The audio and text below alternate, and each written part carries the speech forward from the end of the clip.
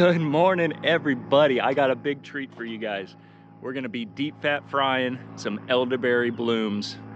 It tastes really great, almost like a funnel cake the way we cook it. The kids love it, and it's a special little treat. So stay tuned, and we'll get right into it. The blossoms on the elderberry are edible, so is the pollen. So you can take the elderberry blooms and cook them up in your favorite dish, or you can shake off the pollen of the blooms into a paper bag, plastic bag, whatever, and use the pollen in your breads, pancakes, anything that uses flour. As you can see here, the main thing that elderberry is used for is the berries, to make jams, jellies, syrups. It's supposed to be very healthy, medicinal for you. So you don't want to pick too many of the blooms because those turn into the berries. So we're gonna go hop on the bike and see if we can find some wild elderberries so I can maintain most of my blooms so I can get lots of berries. Looks like it's gonna be a good year. I got tons of blooms, tons of berries, so we'll go hop on the bike and see if we can forage some some wild elderberry blossoms and deep fat fry them for you guys. So this is your typical elderberry tree. This is the leaves. This is the trunk. Has kind of a very raggedy, bumpy, lumpy trunk to it.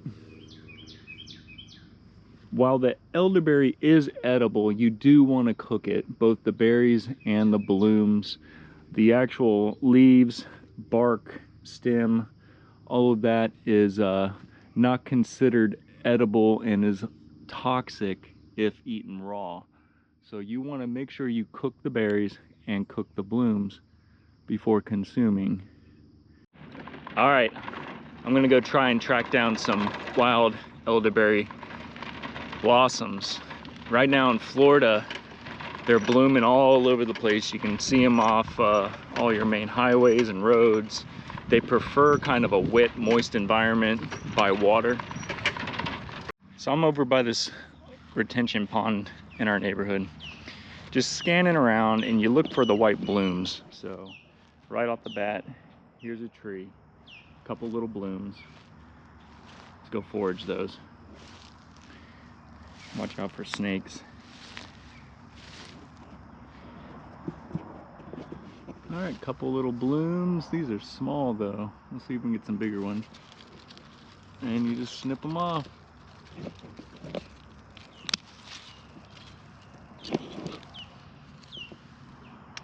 Deep fat fry.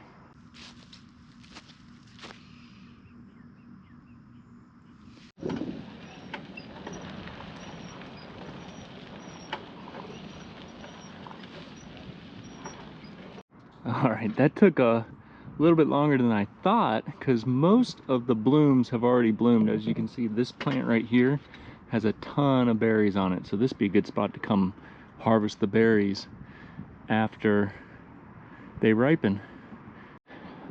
Oh, there's a nice one. Well, that's half bloomed. You want one with full blooms, like that one up there. That one looks really good. Come here. Gotcha. That's a good one.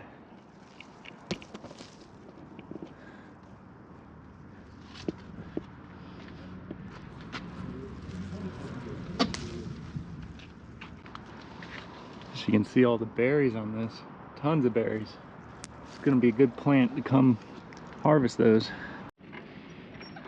All right, so there is one poisonous species that is similar to elderberry. However, the leaves and the trunk, the stem, all are different, and the blooms are different as well, and that's water hemlock.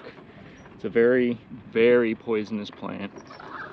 Supposedly one leaf of that plant, if you eat it, you got about 30 minutes to get to the hospital. So be aware, do your research. Here's a picture showing the difference between the blooms. The elderberry blooms are much bigger, more like a giant umbrella, and the water hemlock blooms kind of resemble pom-poms a little bit. But like I said, do your own research. The plants don't really look that similar, but they grow in the same environment, so it would be easy to mix them up, especially if you're not paying attention. So just be careful, guys. All right, now that you got all your blooms, let's get to deep fat frying. I don't wash mine or anything, just kind of make sure there's no bugs or any of that in there, but you know, what's a little extra protein? All right, guys, you want to get your favorite oil going, get it up to medium to high temp. Doesn't really matter which oil you use, just whatever you prefer. Get that going. Then you'll want to grab whatever your pancake mix is. This is just a quick mix. You can use whatever recipe you want. It doesn't matter.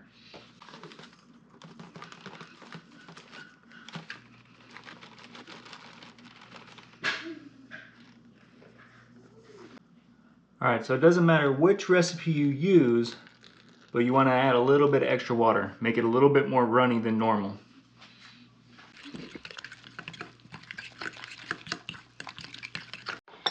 All right, so that's about the right consistency.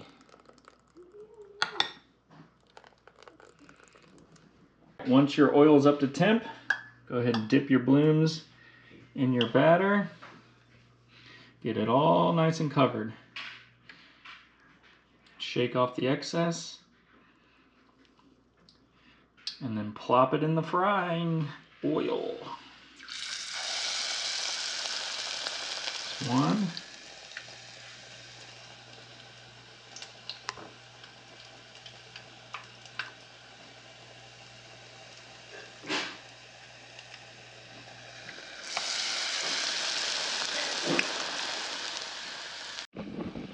All right, this one should be just about ready. That looks pretty good. Put that on a plate to dry. Oh yeah, that looks good. And then rinse and repeat for all your blooms.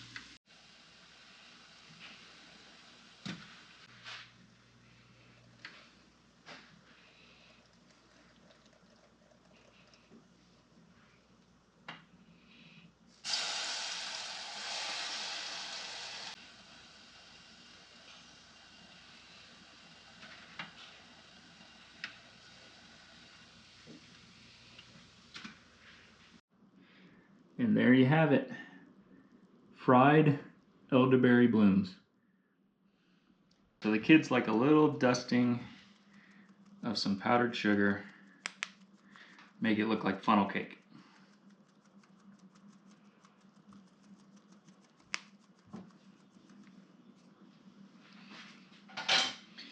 And we also like to dip it in maple syrup.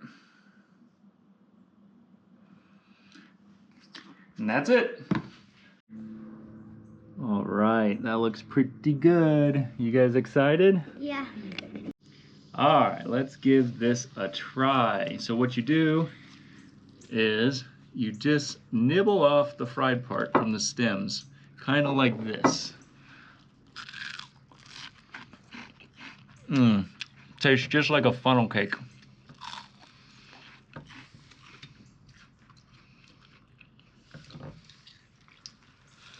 Dip it in some syrup. Is it good? Yeah.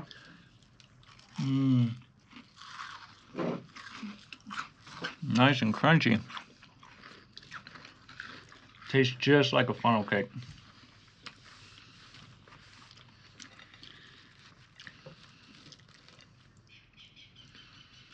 What do you think, Kyla? I love it. You love it? So pretty soon, the berries are gonna ripen and we can make some elderberry syrup for your pancakes and waffles. That'll be really good. It's supposed to be very healthy for you guys too. All right, you guys, that's it for now. If you want to try fried elderberry blossoms, follow this recipe. Very easy, very simple, very delicious. Kids love it. But I do recommend saving a lot of the blooms for the berries, because that's where the money is, in the berries. If you guys like this video, please let me know.